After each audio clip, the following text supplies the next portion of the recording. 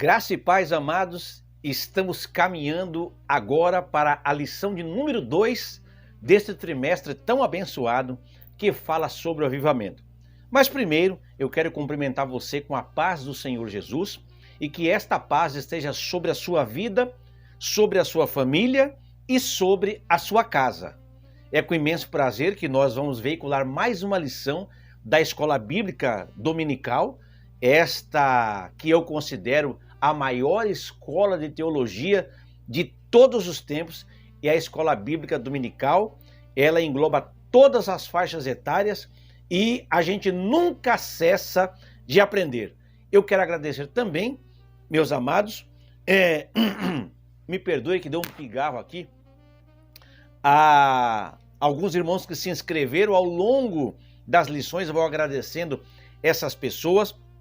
Olha, se inscreveu aqui no nosso canal a minha tia, a irmã Loides, ela é lá de Londrina, Paraná, e cada vez que a gente vai lá, nós ficamos hospedados na casa dela, o tio Nato, né, e toda a família também, mas ela se inscreveu no nosso canal aqui, e eu fico muito feliz de ter a minha tia inscrita aqui no nosso canal. Também o irmão Gilberto, nosso amigo, irmão Gilberto aí, um dos ícones da resistência política na nossa igreja, uma bênção.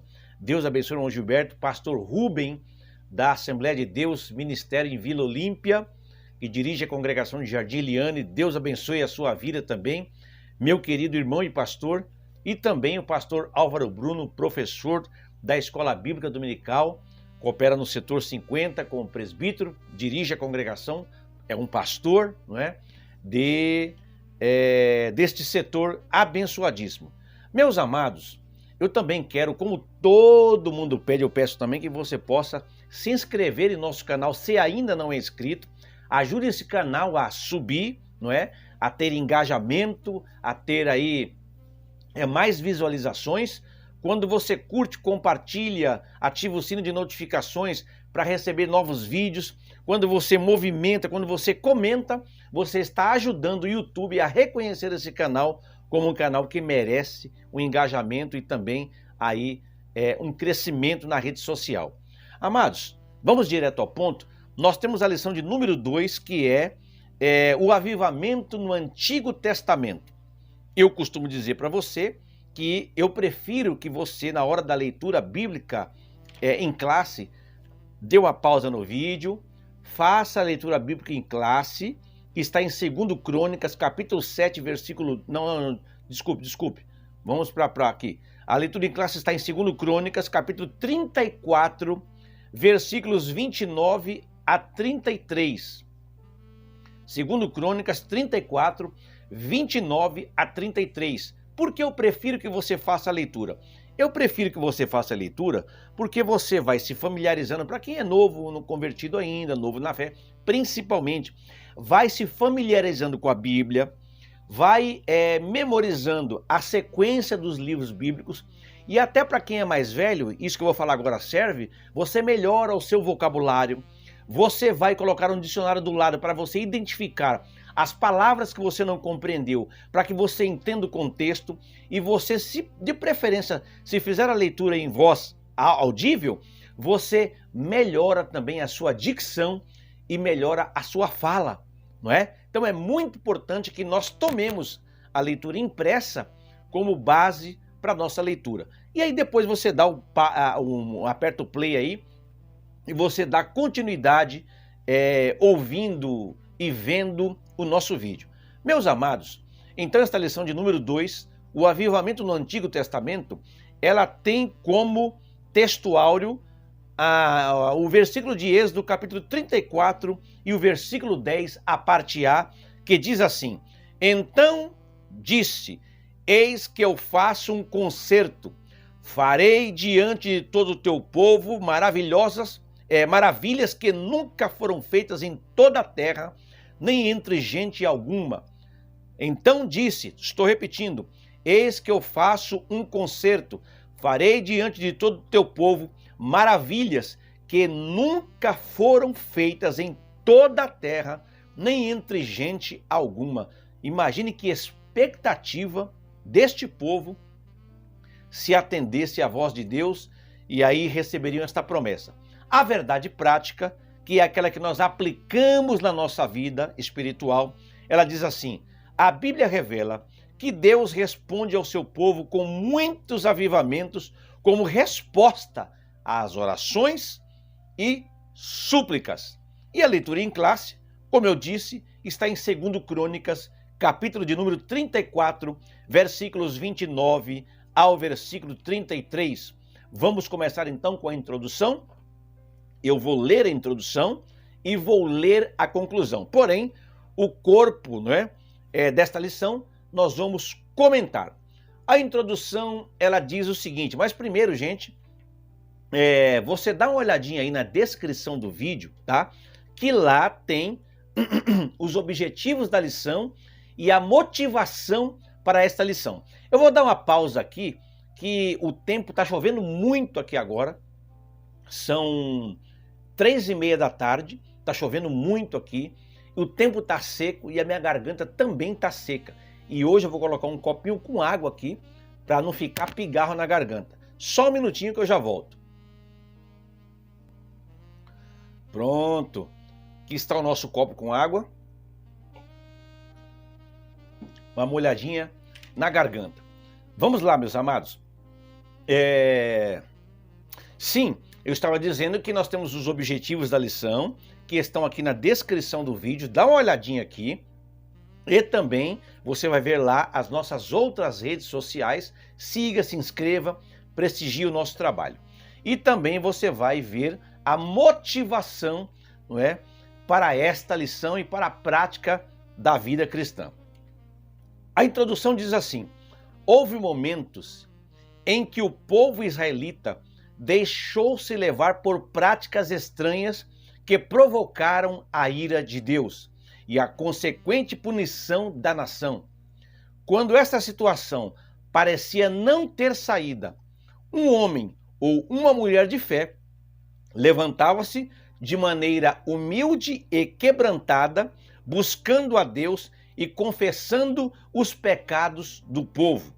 Então o Altíssimo ouvia as orações e enviava do céu um avivamento como chuva serôdia.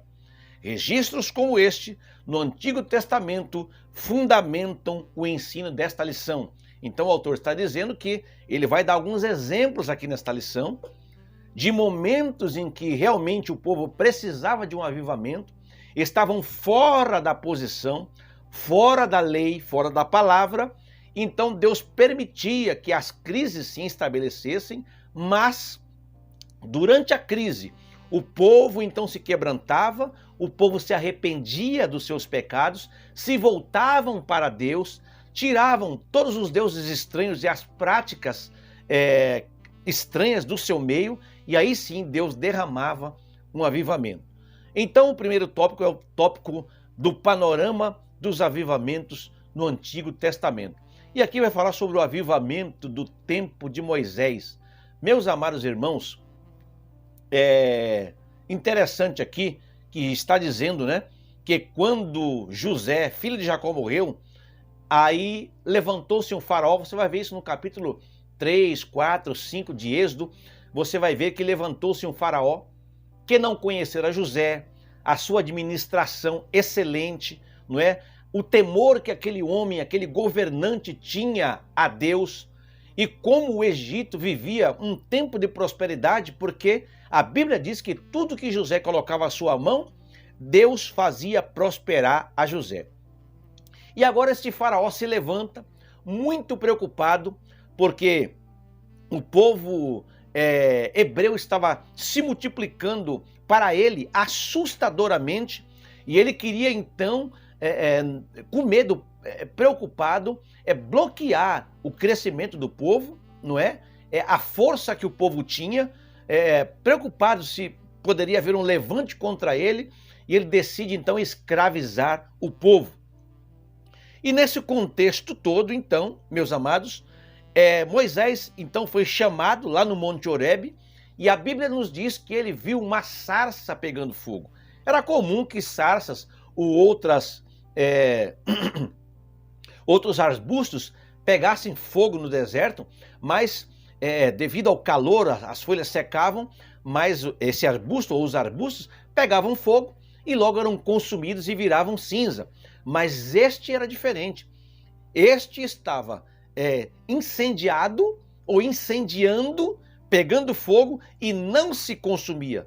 E aí então Moisés para ver que situação diferente, inusitada é aquela, e ele ouve quando Deus fala dentro da sarça dizendo: Moisés, tira a sandália dos teus pés, porque a terra que você está pisando é terra santa. E aí então Deus chama Moisés para libertar o povo do Egito. Ele disse: eu sou o Deus de teu pai, o Deus de Abraão, o Deus de Isaque e o Deus de Jacó. E aí Moisés então escondeu o rosto porque temeu olhar para Deus. E aí então o Senhor esclarece a Moisés que estaria enviando a ele para o Egito a fim de libertar o seu povo. Agora veja, meus amados irmãos, que em Êxodo capítulo 32, versículo 7, versículo 32 a 35, vamos observar aqui a leitura bíblica que tem um mistério aqui. Êxodo capítulo 7, versículo 32 a 35, esta referência é citada aí no primeiro tópico e no subtópico 1, diz assim, vamos lá, desculpe meus irmãos, não é Êxodo, é Atos dos Apóstolos, é citado aí, né? Atos dos Apóstolos, capítulo de número 7, e os versículos de número 32 ao versículo de número 35. Vamos ver o que Estevão estava dizendo, fazendo um relato histórico aqui. Está dizendo a seguinte expressão: eu sou o Deus dos teus pais. Deus falando com Moisés. O Deus de Abraão, de Isaque e de Jacó. Moisés, tremendo de medo, não ousava contemplá-la. Contemplar quem? O quê? A sarça. Disse-lhe o Senhor: tira a sandália dos pés, porque o lugar que estás é terra santa. Vi com efeito o sofrimento do meu povo no Egito. Ouvi o seu gemido e desci para libertá-lo. Vem agora e eu te enviarei ao Egito. A este Moisés, a quem negaram, dizendo: quem te constituiu autoridade e juiz? A este enviou Deus como chefe e libertador, com a assistência do anjo que lhe apareceu na sarça. Gente, Moisés foi assistido por um anjo. Mas veja que é uma pergunta aqui, que ele foi rejeitado pelos seus. Quem é que te constituiu por juiz e por libertador? Deus chamou Moisés, Moisés se apresenta para libertar o povo e questionar então a autoridade que Deus havia acabado de dar a Moisés. O Antigo Testamento, meus amados, se você ler lá, não vai usar esse verbo negaram com respeito a Moisés. Mas em Atos dos Apóstolos, capítulo 3, versículo 13, vai aparecer isto. Vamos ler. Eu não sei nem porque eu fechei a Bíblia, eu devia ter deixado aberta, né? Estava aberto em Atos dos Apóstolos, capítulo 7. Mas vamos para Atos dos Apóstolos, capítulo de número 3. Acompanha comigo, eu vou deixar a referência na tela para você. E você vai ter uma visão melhor e maior ainda do que aconteceu nesse contexto aqui de Moisés. No capítulo 3, não é? E o versículo 13 e 14 está dizendo assim, que é o discurso de Pedro lá no templo. O Deus de Abraão, de Isaque e de Jacó, o Deus de nossos pais, glorificou ao seu servo Jesus, a quem vós traístes e negastes, presta atenção nessa palavra, e negastes perante Pilatos, quando este havia decidido soltá-lo. Vós, porém, negastes, novamente aparece a palavra negar, negastes o santo e o justo, e pedistes que vos concedessem um homicida. Veja, eles negaram Moisés lá atrás.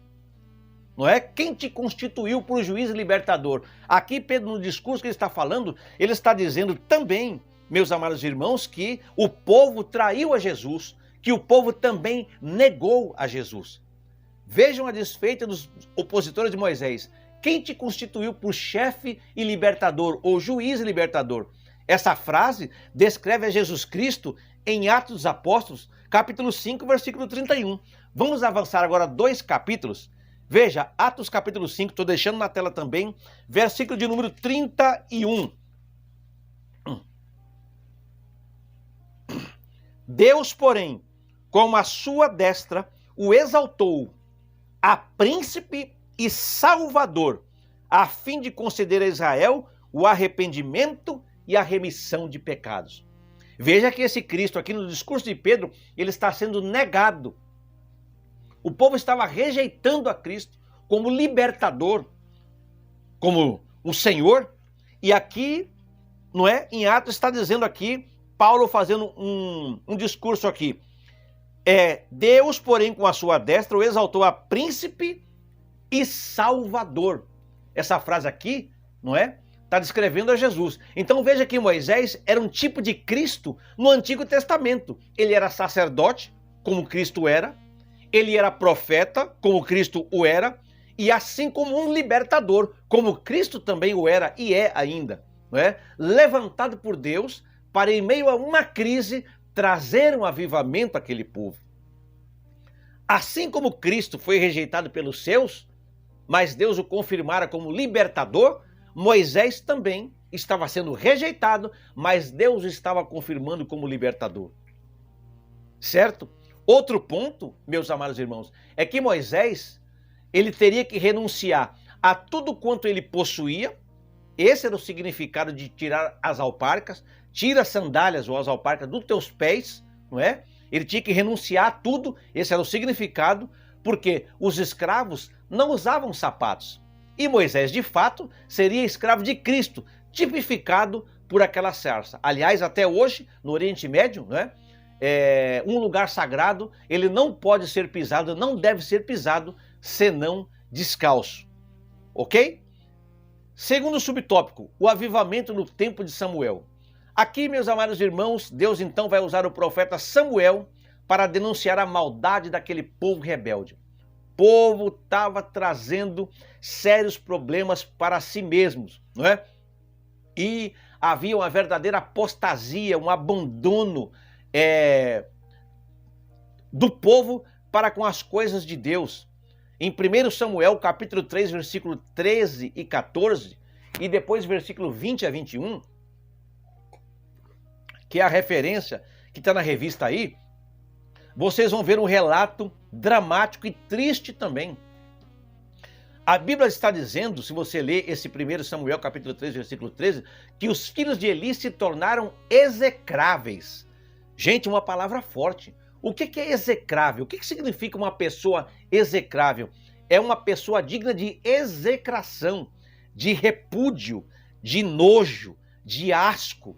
Ser execrável era ser uma pessoa abominável, era ser uma pessoa maldita.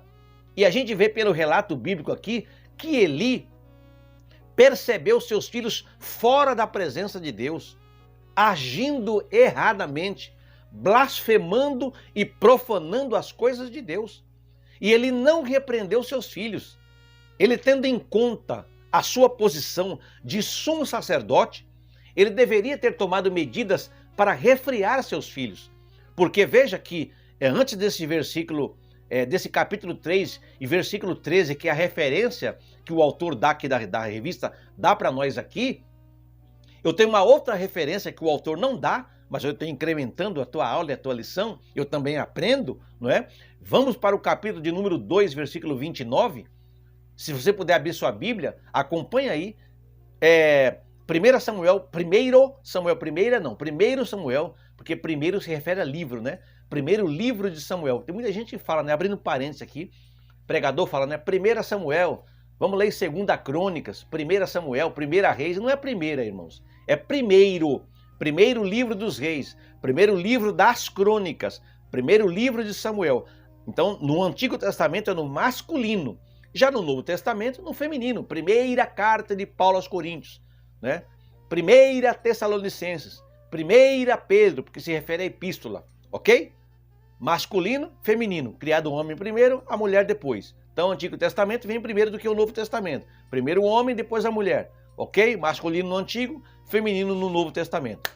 Fechando parênteses. Então, 2:29, quando Deus considera aqueles homens execráveis, Deus ele falou com Eli antes. Deus avisou Eli.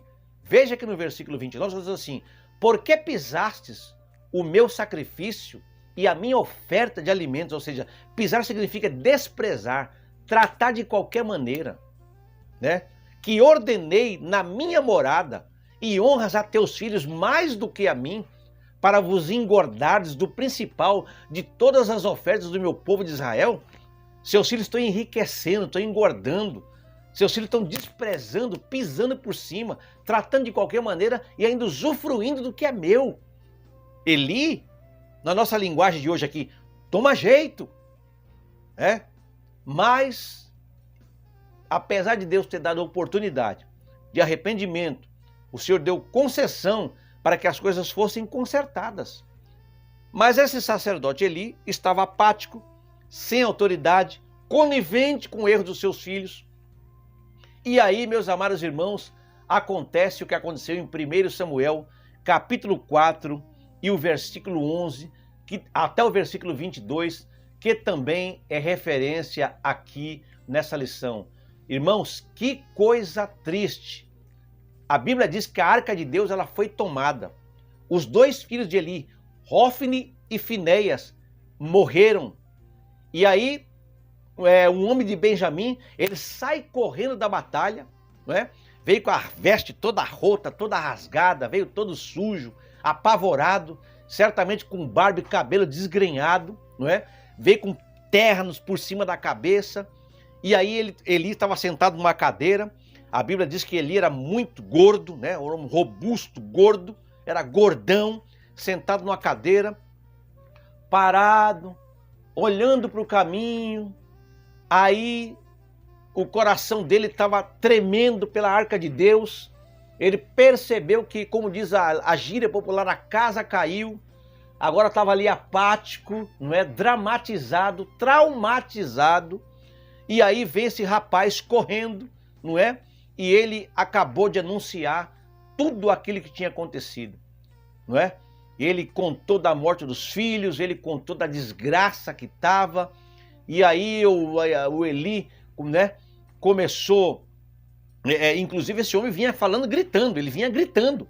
E Eli se assustou, falou: que alvoroço é esse, que gritaria é essa aí? E aí ele anunciou tudo a Eli. Eli estava com 98 anos de idade. A Bíblia diz que os olhos de Eli estavam escurecidos, já não enxergava mais, sacerdote sem visão, já não podia ver.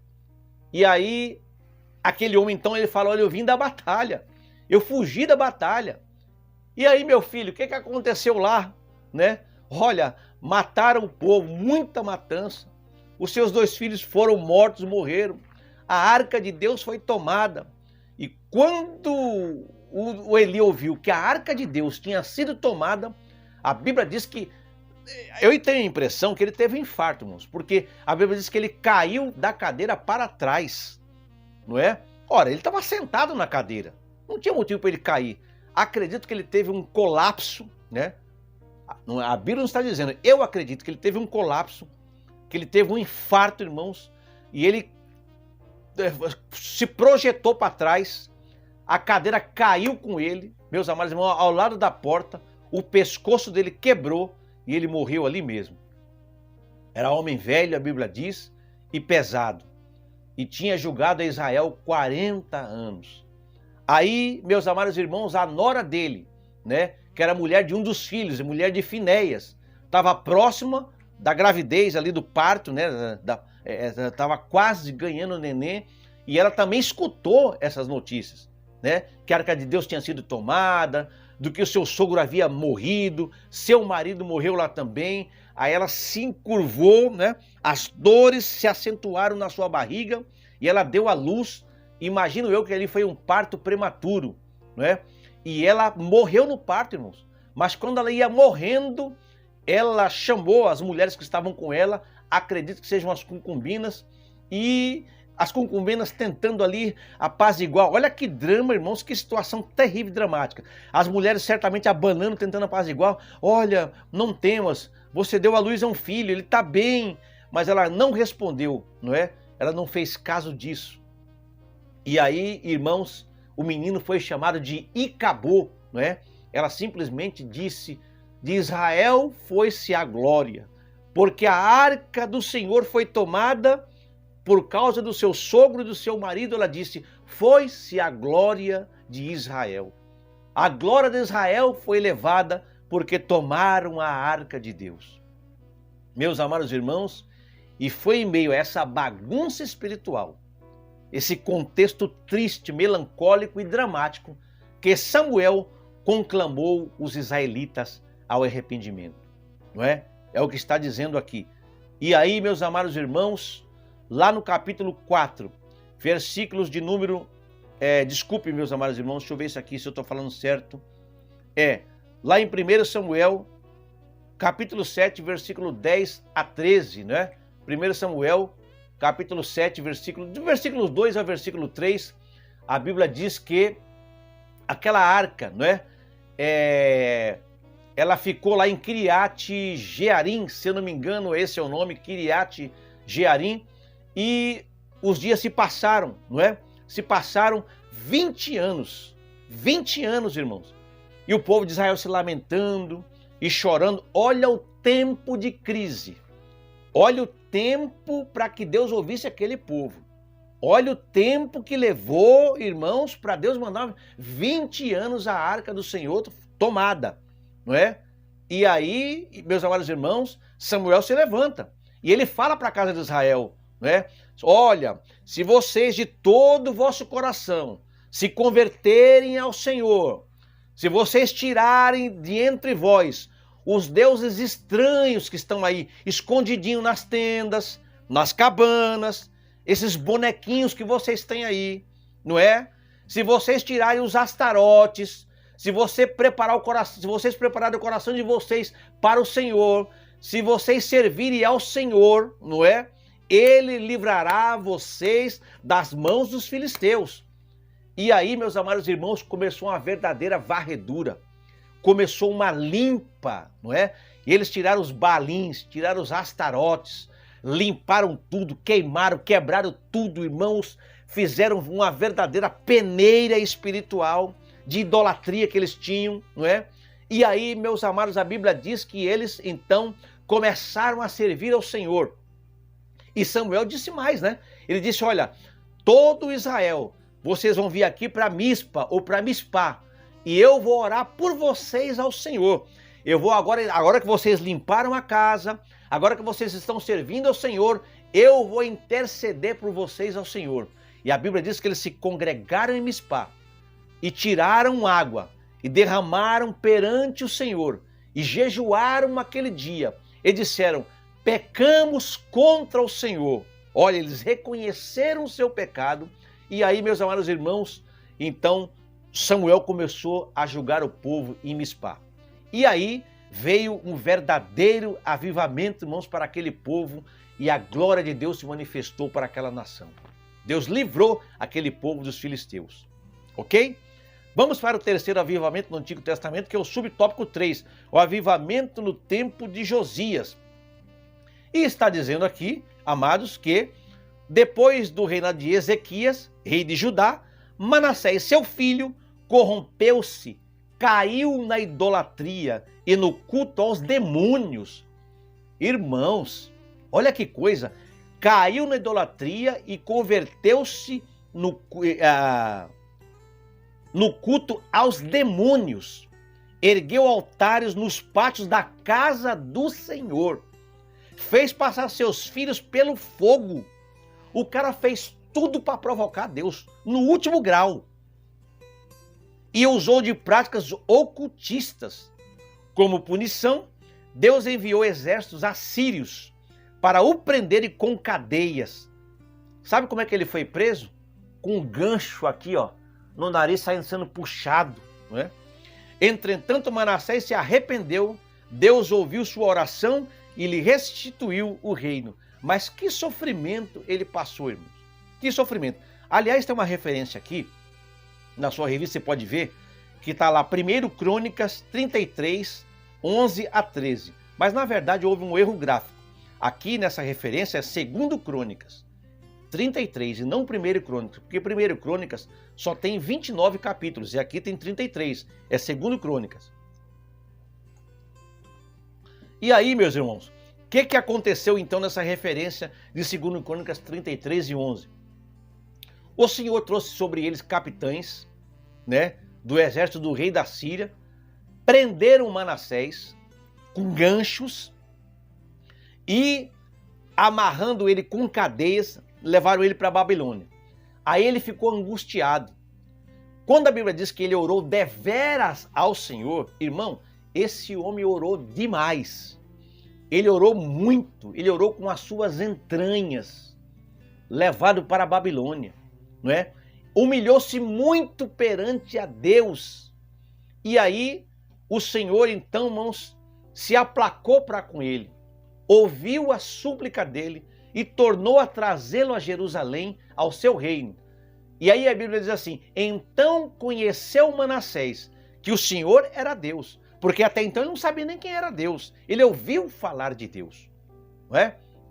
E aí então, continuando aqui, após a morte de Manassés, seu filho Amon reinou em seu lugar, mas infelizmente o filho dele não seguiu o exemplo do pai e governou de maneira corrupta.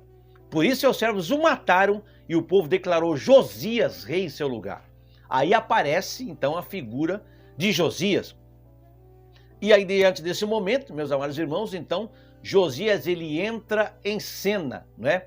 Ele entra em cena e ele realizou uma verdadeira reforma espiritual na nação, derrubou os altares aos demônios, não é? Destruiu imagens de escultura, estendeu essas medidas saneadoras a outras cidades. E ele mesmo se encarregou de estar à frente de todas essas mudanças. Em 2 Crônicas, capítulo 34, versículos de 1 a 7, né? Está dizendo lá, meus amados irmãos, que então houve uma verdadeira limpa, certo? E depois a Bíblia vai dizer que houve então arrependimento naquele povo, e em 2 Crônicas 35, 16 a 19, diz que se estabeleceu o serviço do Senhor. Eles celebraram a Páscoa, ofereceram um holocausto sobre o altar do Senhor, né? Segundo ordem do rei Josias. E a Bíblia diz assim que nunca, pois, se celebrou tal Páscoa em Israel desde os dias do profeta Samuel. Irmãos, veio um verdadeiro avivamento que não se via, está lá no versículo de número entre 16 e 19 do capítulo 35 de 2 Crônicas. Desde o profeta Samuel, nunca se celebrou uma Páscoa como se celebrou no tempo de Josias. Nenhum rei de Israel celebrou aquela Páscoa com todos os sacerdotes, com o Levi. Então, foi uma verdadeira bênção, não é? E quando foi? Foi no 18º ano do reinado de Josias. Amados, depois nós temos aqui então a confissão de pecados e retorno à palavra de Deus. Nós temos aqui então nesse tópico bem curtinho o chamado de Neemias. Quem já leu o livro de Neemias, não é? Quem gosta do Antigo Testamento, se você ler o livro de Neemias, você verá que a gente daquele tempo verdadeiramente passou por um grandioso avivamento. Nós vamos aprender no livro de Neemias uma lição sobre oração, sacrifício e tenacidade. Neemias desistiu de uma posição até privilegiada, responsável, bem paga. Ele era copeiro do rei. Ele estava numa situação confortável, não é? Mas em 445 a.C., perante o rei da Pérsia, ele demonstrou tristeza, ele estava preocupado com seu povo e ele quis então partir para a sua terra para reedificar os muros de Jerusalém que estavam derrubados, queimados a fogo, e ele queria reunir os judeus como uma nação, porque estava todo mundo espalhado. E a sua obra despertou então uma intensa oposição por parte de alguns homens poderosos ao derredor, quem não se lembra de Tobias, Sambalate e Gesem, né? Mas ele estava determinado e ele venceu as ameaças de ataques, né? Ele tomou sábias medidas defensivas e havia também muita desunião interna. O trabalho de Neemias era muito forte, ele teve que também ser um grande líder para costurar esses laços que estavam desfeitos, né? E também ele tinha que enfrentar de forma muito franca, né, e dando exemplo pessoal, esses problemas aí, principalmente também porque ele ouviu muitas acusações falsas contra ele, né, mas ele enfrentou com discernimento e com coragem. Quando o muro foi terminado, se eu não me engano, com 52 dias, Neemias então ele providenciou para tomar a cidade plenamente habitada, né? Então os povos começaram a vir novamente, mas acima de tudo, ele combinou com Esdras para que fosse lida a lei. Lógico, estou mostrando a Bíblia, mas era a Torá, né? Fosse lida a lei. Olha que importante para o avivamento. Ele providenciou para que fosse lida a lei, a fim de que o povo pudesse amoldar as suas vidas por ela. Ele e a nação confessaram os pecados nacionais, não é? E eles buscaram perdão e puseram o seu selo numa aliança renovada com Deus. Pessoas foram levadas para dentro da cidade, foram feitos arranjos para adoração e os muros então, como eu já disse, foram edificados e veio um grande avivamento naquele lugar. Que maravilha, hein? Ô, irmão, se eu pudesse voltar no tempo, se a gente pudesse entrar numa máquina do tempo e voltar para esses tempos de avivamento maravilhosos que houve no Antigo Testamento, não é? Muito bem. Agora, meus amados irmãos, nós temos aqui então a confissão de pecados. A confissão de pecados. E aí, meus irmãos, num trecho que está dizendo o seguinte: a confissão de pecados é a condição indispensável para viver um verdadeiro avivamento espiritual. Amados, toda oração nossa, nós precisamos confessar os nossos pecados. Nós pecamos por pensamento, nós pecamos por palavras, nós pecamos por obra, ou seja, por ação, nós pecamos por omissão. O que é por omissão? Aquilo que você poderia fazer, mas você não faz, sabendo que deveria fazer. A todo momento nós tropeçamos em palavras, nós falhamos com o nosso olhar, com os nossos ouvidos. E nós precisamos então diariamente confessar os nossos pecados a Deus para que tenhamos uma vida, não é, de avivamento contínuo, diário e pleno. Então esta é uma das condições indispensáveis para o verdadeiro avivamento espiritual. Há muitas pessoas que dobram o joelho só pedindo. Precisa pedir? Precisa pedir. Precisa interceder por alguém? Precisa interceder por alguém. Precisa adorar na oração? Precisa adorar. Mas primeiro eu começo pedindo perdão dos meus pecados e confessando os meus pecados a Deus. Mas Deus não sabe? Deus sabe, mas Ele quer ouvir a sua voz. E nós precisamos confessar os nossos pecados a Deus. Segundo, o avivamento ele vem pelo ensino. No tempo de Neemias, o ensino da palavra de Deus foi uma marca que procedeu o avivamento. E eu disse agora há pouco aqui que ele combinou com Esdras para que fosse lido o livro da lei, não é? E diz aqui o texto ainda da revista que Neemias mandou que fosse lida a palavra de modo didático, pausadamente, para que o povo entendesse. Você já viu que no nosso meio, você já deve ter visto, tem pregador que é metralhadora, né? Irmãos, ninguém entende nada. É pregação. Agora o ensino é diferente, não é? E não estou dizendo que a pregação tem que ser assim. Até a pregação tem que ser inteligível. As pessoas precisam entender. Mas o ensino, principalmente, tem que ser comido devagar, mastigado, digerido, para que se entenda a palavra, não é? Está dizendo aqui que, além da leitura, explicava-se o significado de cada expressão. E diz aqui que o povo entendeu. E aí veio o avivamento pelo ensino da palavra. Ok? Agora, o tópico 3, o avivamento e a palavra de Deus. A palavra de Deus corrige. A palavra de Deus corrige.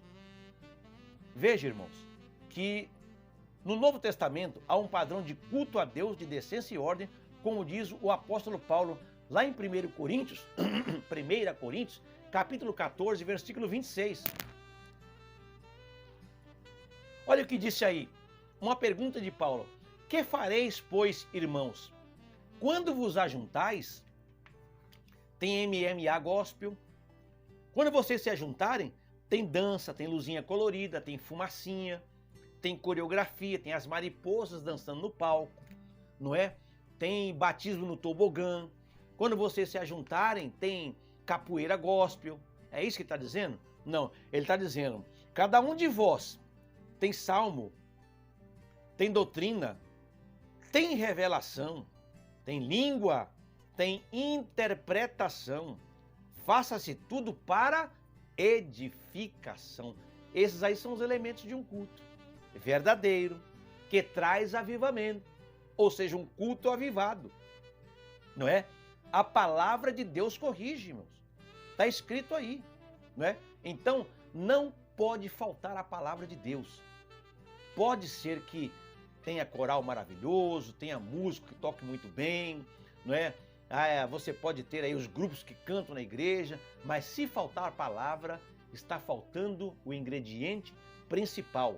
E a palavra de Deus, ela corrige, não é? Isso é importante. Meus amados irmãos, eu até anotei aqui que muitas vezes tem muitas igrejas aí que já estão substituindo o tempo da palavra por música.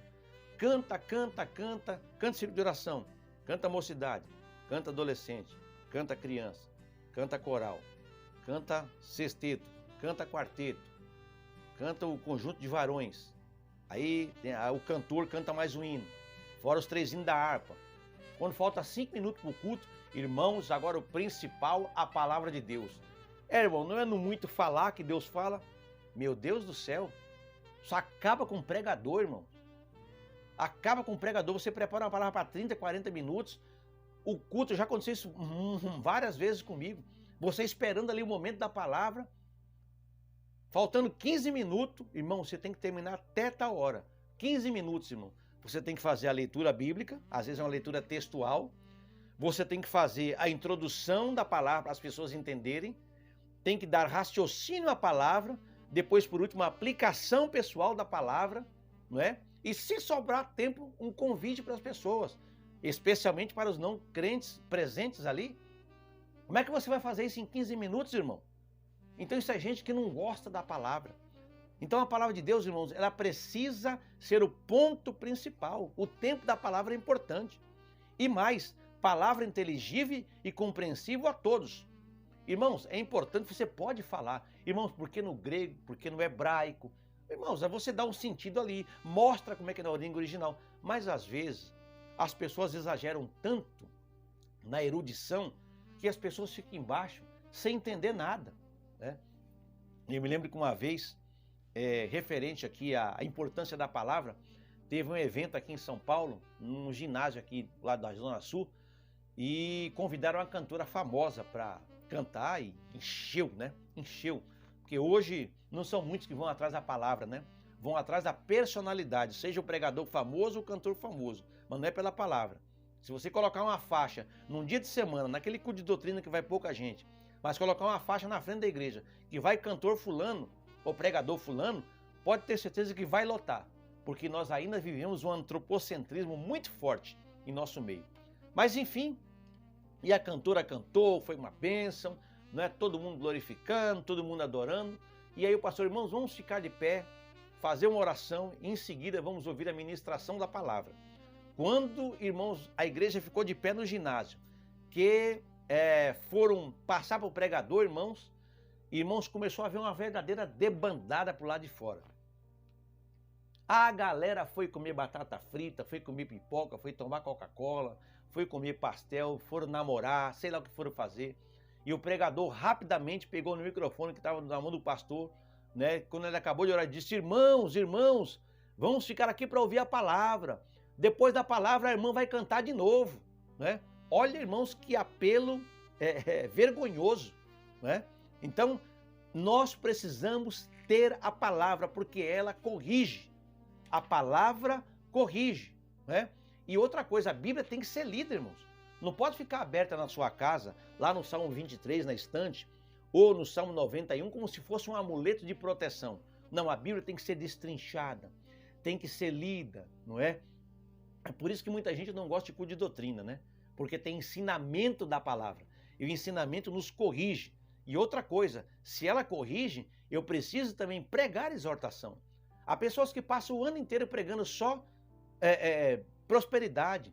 Usa a Bíblia como se fosse um manual de autoajuda. Só promessa, não. A Bíblia também tem correção. E eu prefiro ser corrigido, irmão, do que ficar escutando só promessa, né? Segundo ponto, né?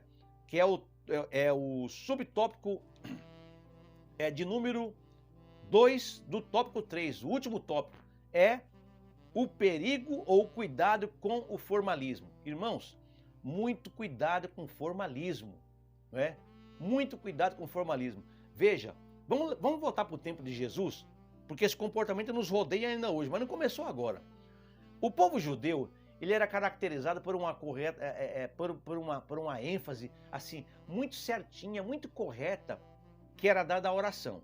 A oração era importante no Antigo Testamento, né? Só que nós encontramos uma referência, uma riqueza muito grande de referências à oração como uma demonstração vivida, como uma demonstração prática por parte do povo de Deus.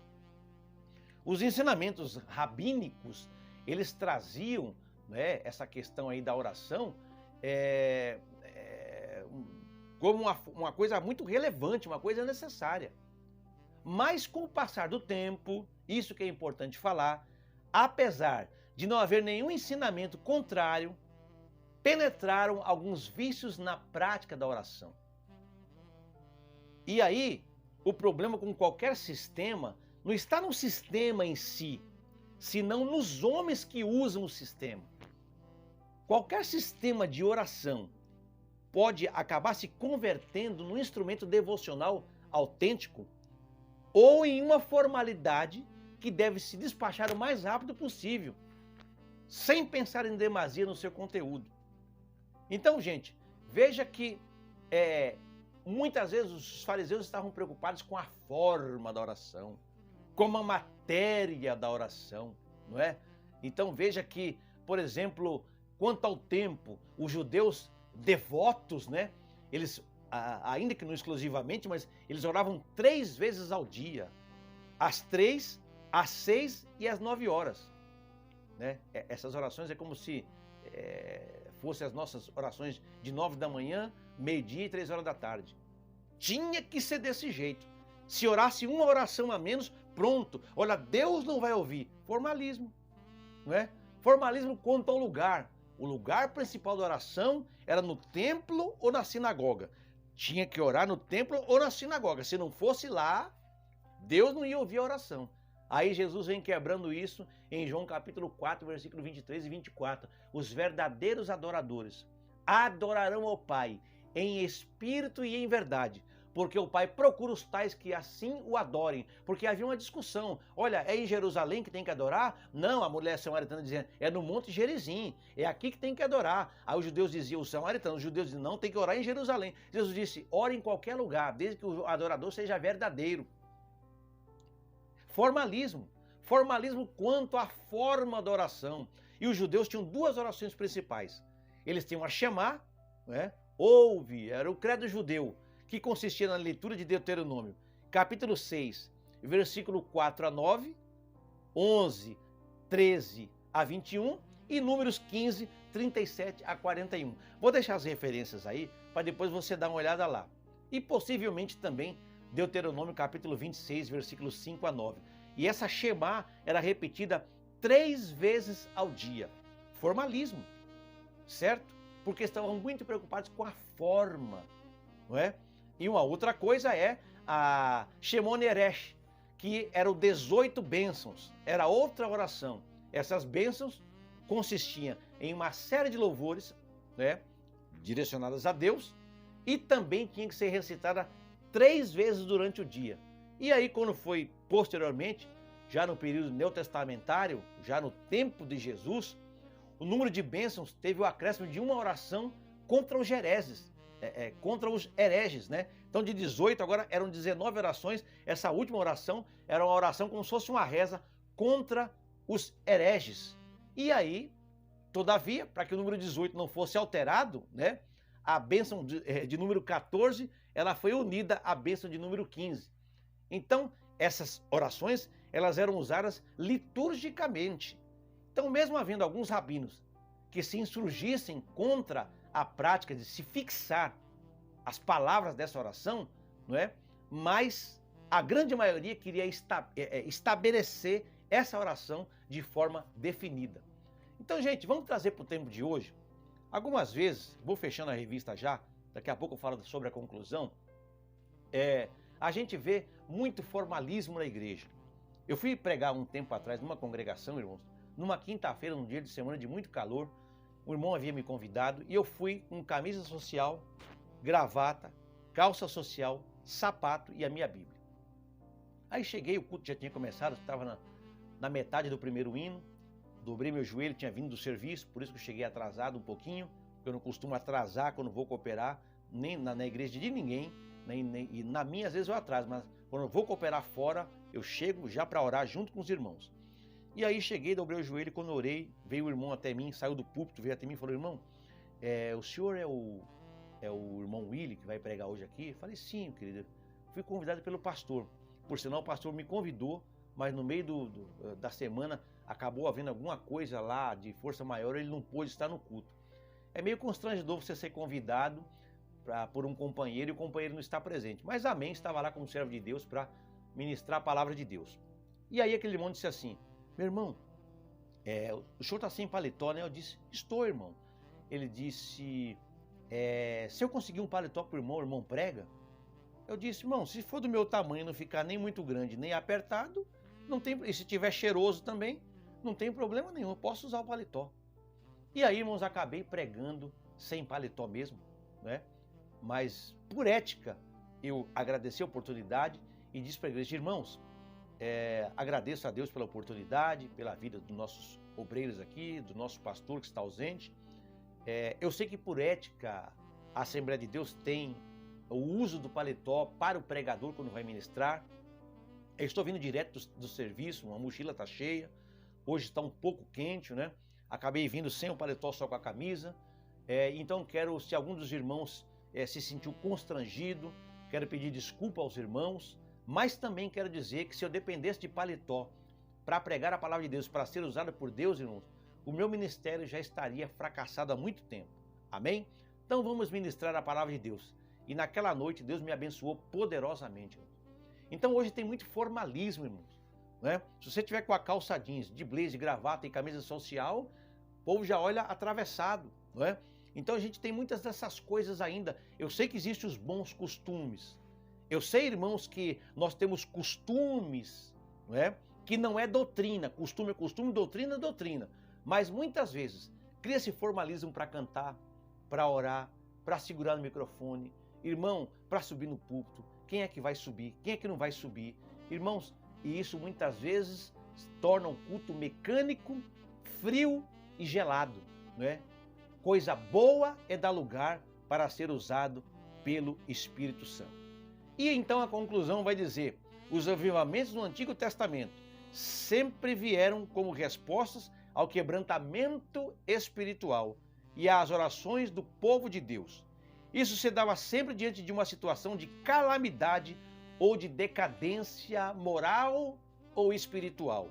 Por misericórdia e bondade, Deus promovia a restauração de Israel. Que estes avivamentos veterotestamentários nos despertem para fazer a vontade de Deus nesses tempos de frieza e mordidão espiritual atuais. Meus amados, este trimestre é para a gente terminar ele, ou já começar de agora, turbinados da glória de Deus, cheios do poder do Espírito Santo. Eu e você precisamos fazer a diferença nesta sociedade apodrecida pelo pecado. Já entrou um governo aí, corrupto, cheio de ideologias nefastas, totalmente anticristão. Mas a igreja do Senhor, ela deve fazer a diferença em meio a esta geração perversa e corrupta.